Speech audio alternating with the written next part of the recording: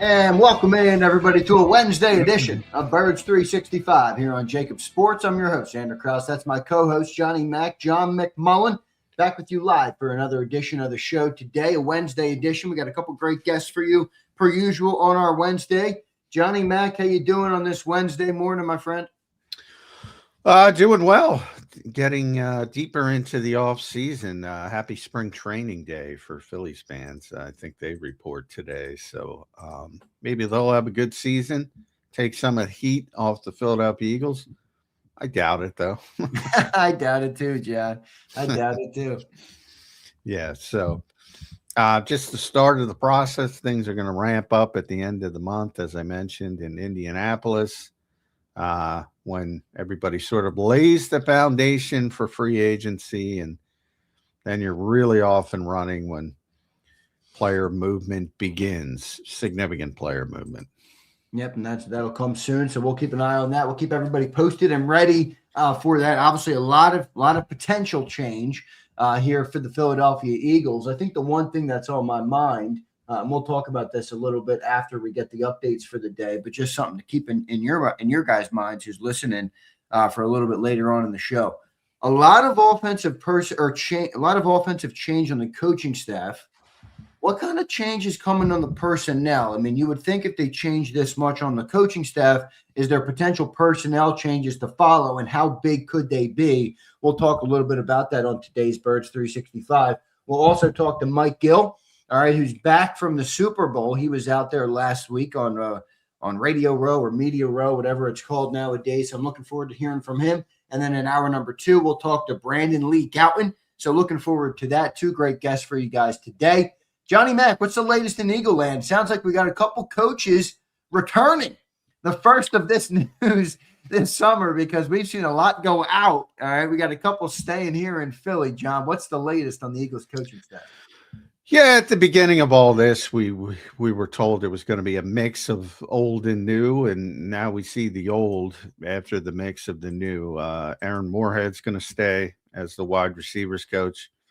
Jamal Singleton going to stay as the assistant head coach running backs, which is essentially the running backs coach.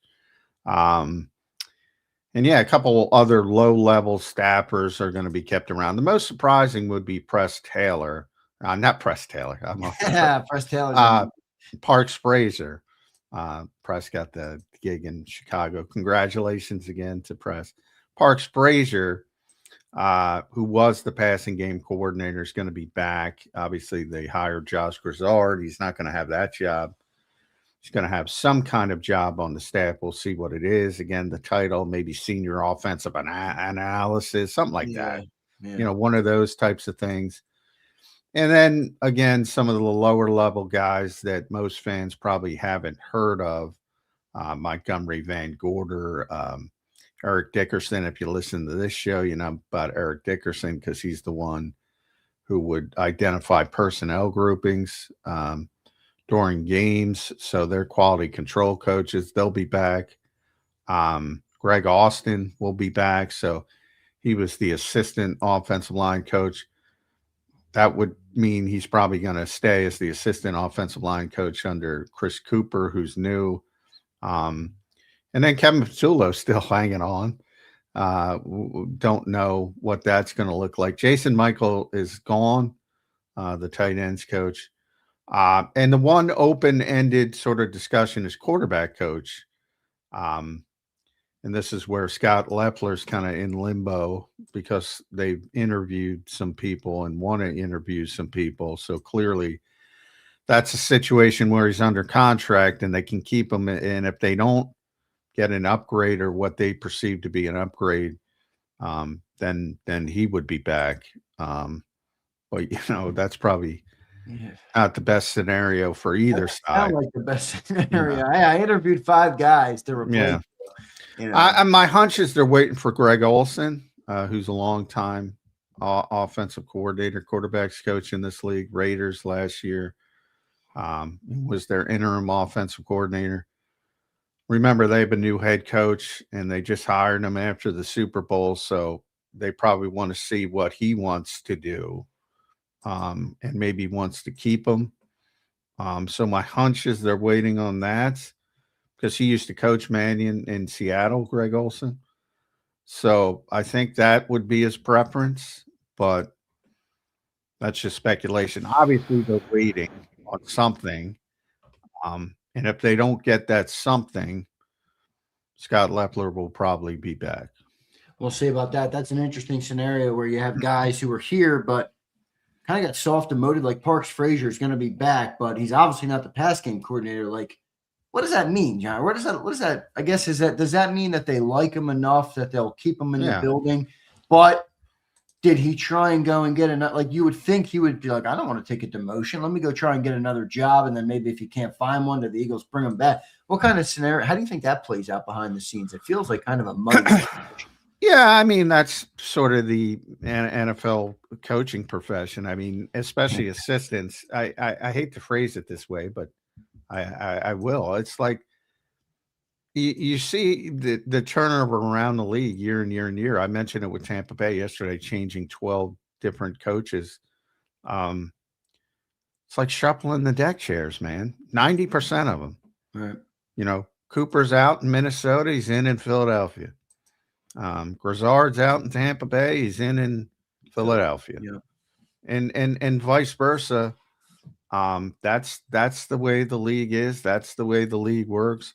There are a couple guys, you know, there's some coordinators like Vic who reach a level, but even position coaches like Stout who reach a level to where they become more than that. But it's very rare. It's like 90% might be too high.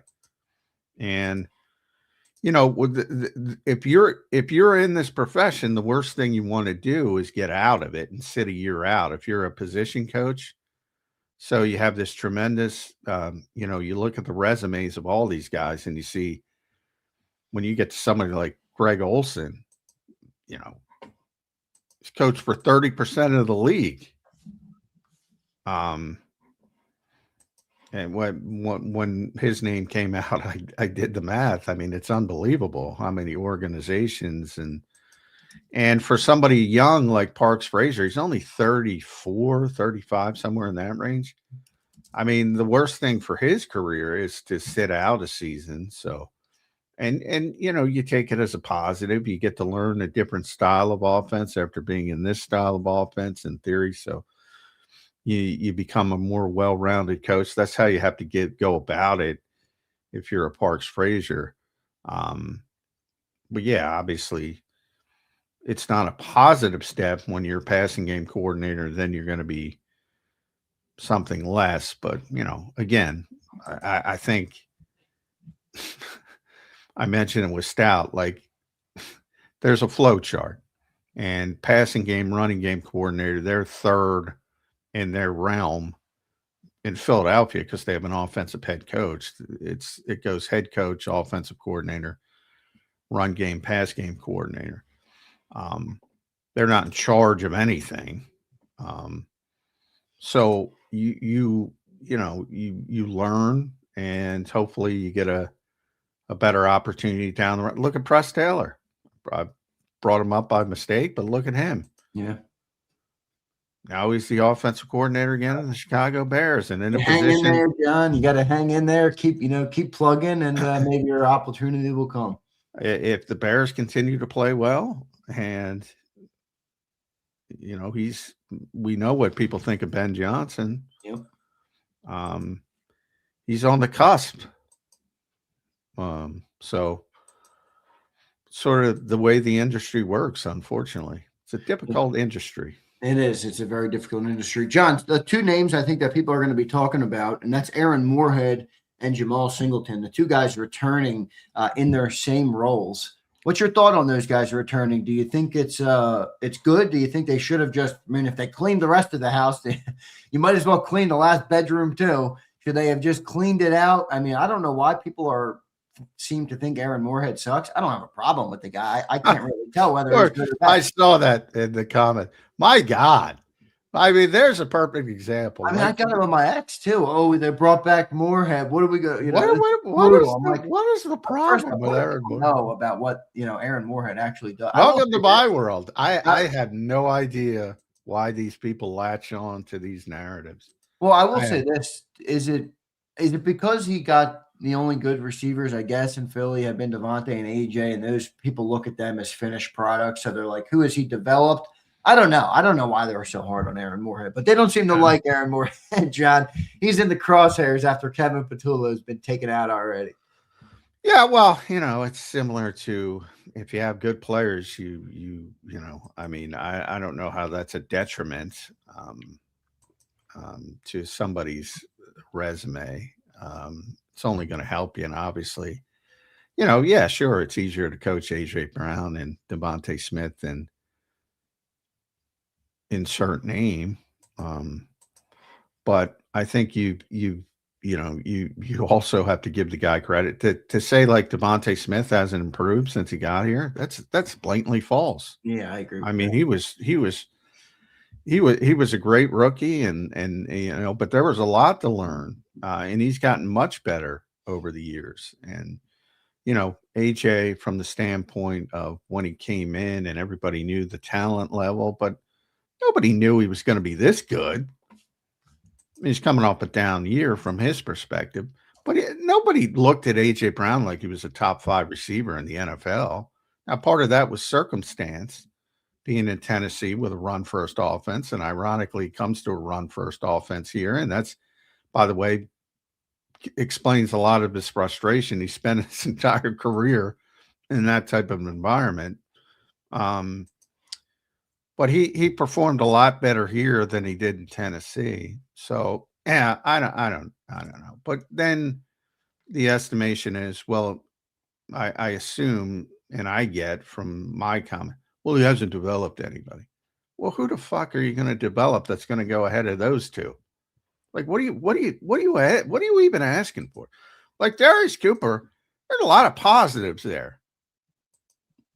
There's a raw guy. Yeah. Who played 200 and whatever snaps as an undrafted rookie from Tarleton State. And I think he's going to be in the equation.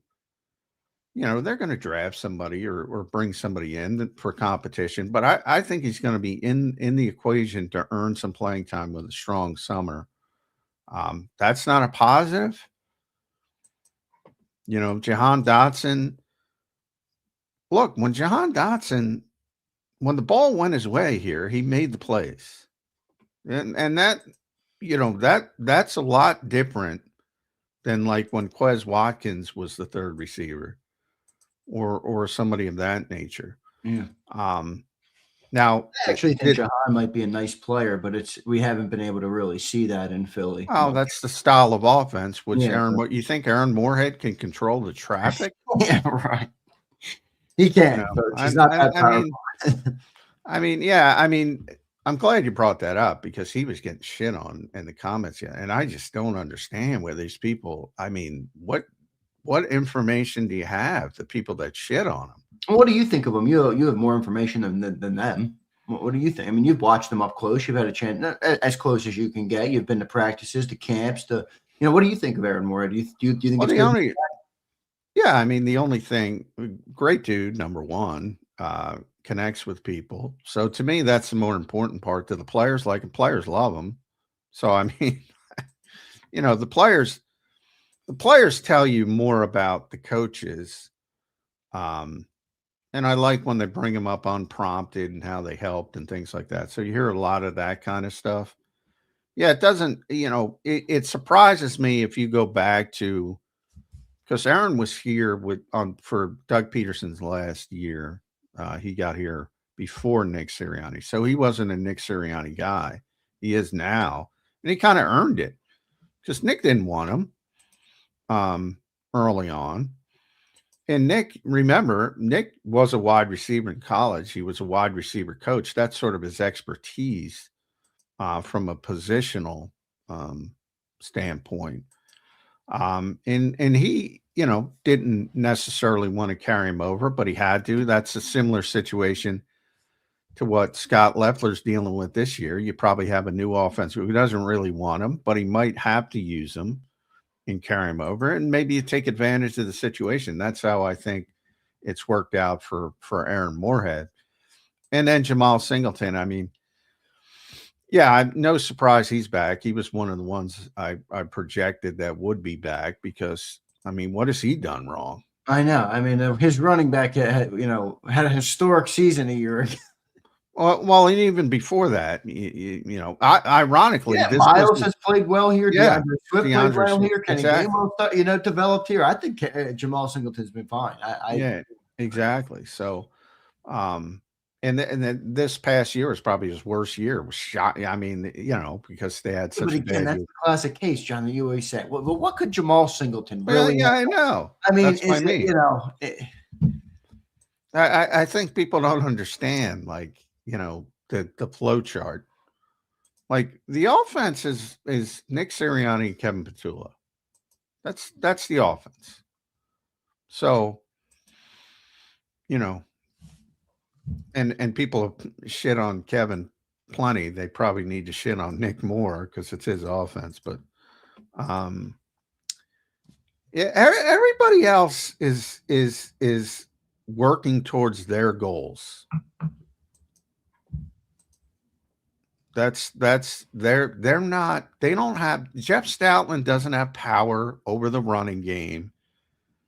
Certainly, Parks Frazier didn't have power over the passing game, nor will Josh Grizzard have it this year. Their support staff. The offense is Nick Sirianni, Kevin Petullo last season. This season it'll be Nick Sirianni, Sean Mannion. We'll see how it unfolds. All right, those guys have returned. That's the update on the Eagles coaching staff. I want to thank everybody for being here. We got 2 super chats we're going to get to here in this opening segment. And then coming up in a little bit, we're going to have Mike Gill join the show. Looking forward to talking to Mike. Let's go to Anthony Hunt, who checks in with a $5 super chat. What's up, Anthony? When it comes to Eagles issues, why does the defense get a free pass? Defense wasn't good enough against the depleted 49ers squad. Do you listen to the show? I didn't give them a pass. No, you did not. They didn't play well. I said it consistently. Nobody wanted to hear it, but I said it consistently. They did not play well in that game. And the offense, actually, as shitty as it was, it got the lead, and the defense could have held up, but they didn't. I think the thing I struggle with there, Anthony, would be, I look at the whole season, and I understand the defense didn't have their best game in that Niner game, but what was the problem on the team? Why did the team not reach expectations? To me, it wasn't the defense, but I do understand your point about in game, they didn't have their best game. So that's kind of how I look at it. I don't know if that's fair or not, but just the way I see it. Here's Brandon Lewis. What's up, Brandon? People think coaching is magic. LOL. Yeah, Brandon. They really do, man. They think it's a video game. Well, just get that guy in the right position. Scheme him open. Oh, you know why they think it's a video game? Because they're the coach in the video game, and they think they're the geniuses. Scheme open, Jake Bobo. I mean, what? I'll pick on somebody else just because I like Jake's name, by the way. It's a good name. Scheme them open. It doesn't. Yeah, it's a lot easier when you can run a hitch route with A.J. Brown, Devontae Smith, and they just beat